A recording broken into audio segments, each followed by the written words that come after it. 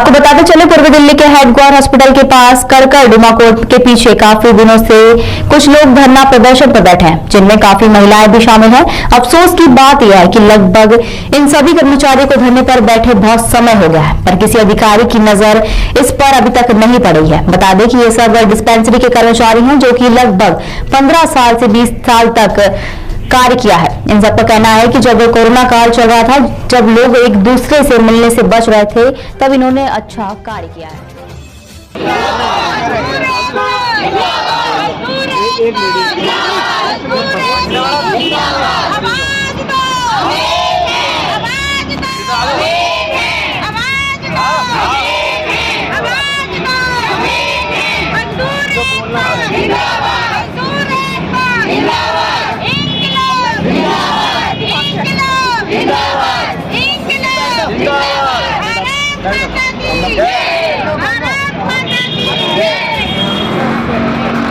थोड़ा पीछे से ये सब आने चाहिए ना।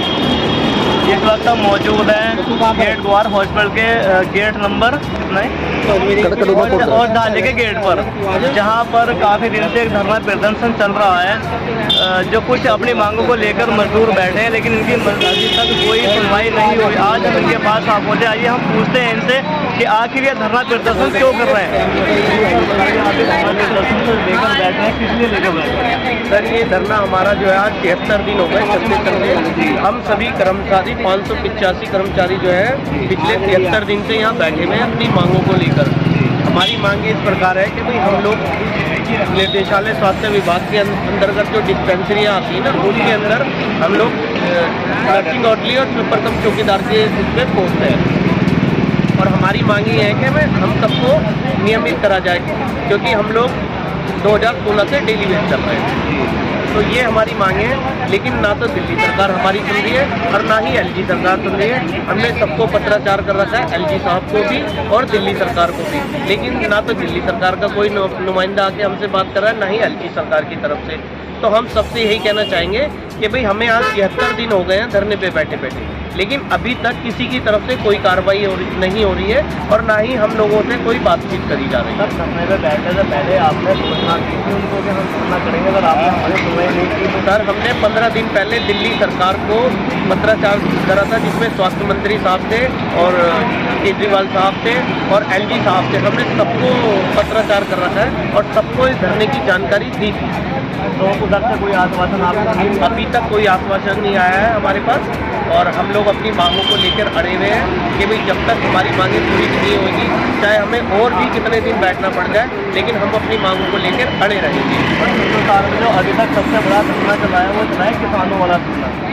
तो किसानों की कहीं ना कहीं क्या आप ही उस धरने को उस स्तर पर लेके जाएंगे? बिल्कुल सर, हम जब तक हमारी मांगें पूरी नहीं होगी कि एक साल 13 महीने बैठे थे, हमें उससे भी ज़्यादा बैठना पड़ेगा। हम जब भी बैठेंगे, लेकिन अपना हक हम लेके रहेंगे। दिल्ली सरकार ने जब अपनी सरकार बनाई थी तो वादा करा था कि भाई हम सभी कर्मचारी, कॉन्ट्रैक्ट कर्मचारी, ठेका प्रदा कर्मचारी और सबको पक्का करेंगे, लेकिन वो वादा आज दिल्ली सरकार को इतना टाइम हो गया अपनी सरकार बनाए हुए, अभी तक वो वादा पूरा नहीं करा गया, जिसमें कि दिल्ली सरकार ने हम सबको 2016 में डेली वेज करा था और डेली वेज के बाद अगला स्टेप जो होता है रेगुलाइजेशन होता है। लेकिन ये हमारे साथ शोषण हो रहा है कि हम लोगों को जो है ठेकेदारी में डाला जा रहा है, और जिसमें कि हमने दिल्ली सरकार को और हमारा निर्देशालय स्वास्थ्य सेवा विभाग है उसको इस चीज़ की जानकारी दी है कि भाई ये जिसको भी ठेका देते हैं वो हमसे रिश्वत मांगता है और हमारे साथ अभद्र भाषा का प्रयोग करता है और हमारे साथ जातिवाद करता है। हमारे में से 90% लोग हैं SC कोटे से, इसलिए हमारा शोषण करा जाता है।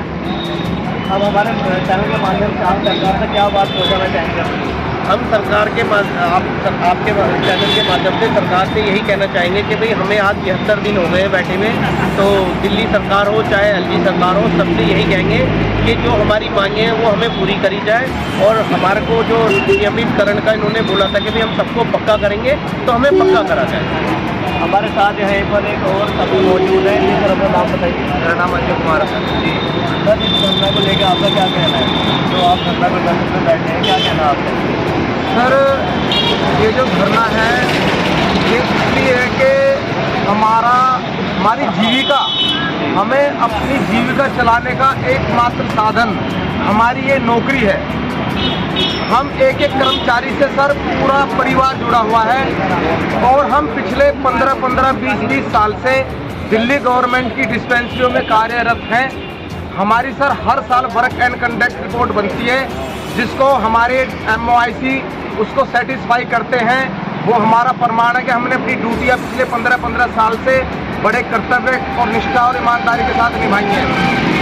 सर सन 2016 में हम सभी सफाई कर्मचारी और नर्सिंग अर्दली जो कि दिल्ली गवर्नमेंट की डिस्पेंसरियों में पिछले 15-15 साल से कार्यरत हैं, उनको डेली बेसिस पे किया गया था। सर दिल्ली गवर्नमेंट हमें डायरेक्ट तनख्वाह दे रही थी और हम कर भी रहे थे, लेकिन फिर अचानक ये ना ठेकेदारी लाना चाहते हैं।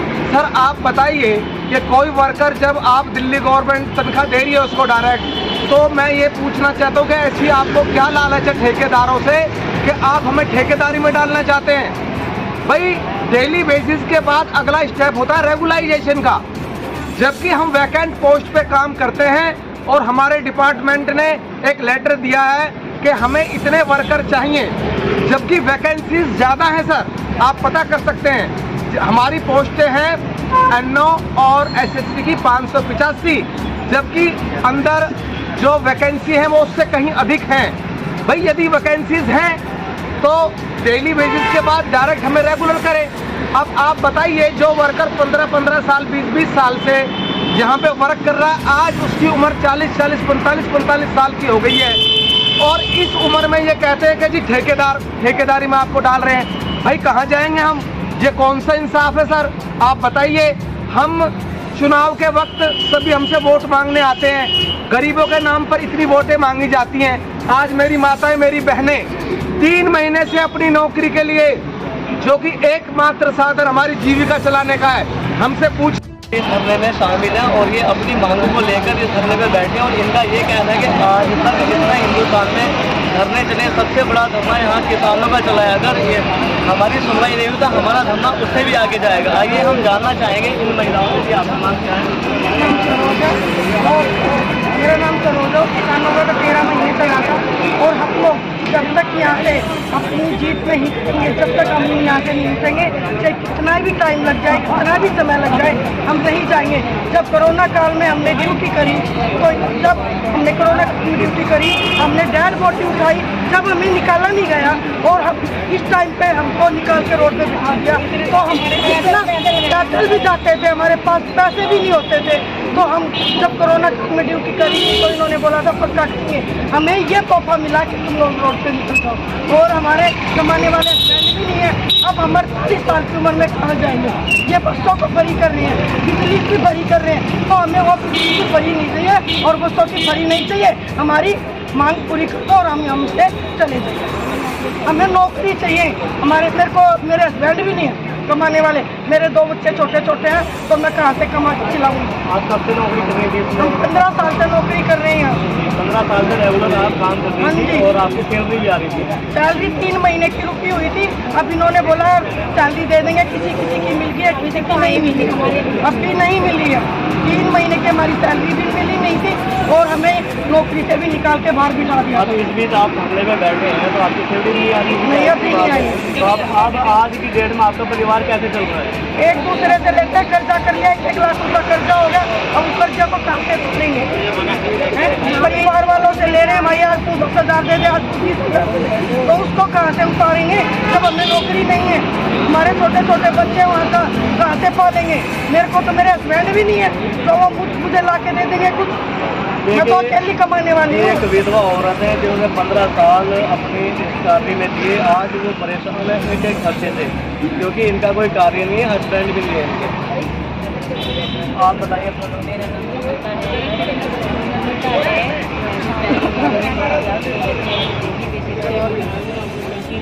हमें सैलरी भी नहीं है, सैलरी भी नहीं दे रहे। हमारी मांग है परमानेंट किया जाए हम लोगों को। कोरोना काल में जो बाप को बेटा भी हाथ नहीं लगा रहा था, उस टाइम हमने दूसरी गरीबी पैदल भी जाते थे, क्योंकि हमारे पास कोई साधन तो था नहीं, बस वाले भी उससे हम पैदल चल के जाते थे। हमारी मम्मी काफ़ी पैदल जाते थे। हम गवर्नमेंट यही कहते हैं हाल में कि हमें परमानेंट किया जाए। जो हमने मेहनताना किया है कोविड में, तो कम से कम इतना तो करें कि हमें डेली बेसिस पे रखा था तो हमें परमानेंट किया था। रेगुलर होता है डेली बेसिस पे, ताकि परमानेंट करने का चांस है, इनको करना चाहिए। और ये हमें ठेकेदारी में दे रहे, किस बेस पे ठेकेदारी में, तो इसलिए हम ठेकेदारी पर नहीं जाएंगे। हाइपरिंग महिलाओं का ये भी कहना है कि कोरोना की तौर से मेहनत की और कोरोना काल में जहाँ पर लोग एक दूसरे से बच रहे थे वहाँ पर इन्होंने वहाँ लाशें उठाई, बॉडी उठाई, पर आज इनका हाल देखे इनको धरने पे बैठना पड़ गया। यहाँ पर हम अपनी बातों को खत्म करते हैं, बाकी सभी मंत्री। दूसरा हमारे यहाँ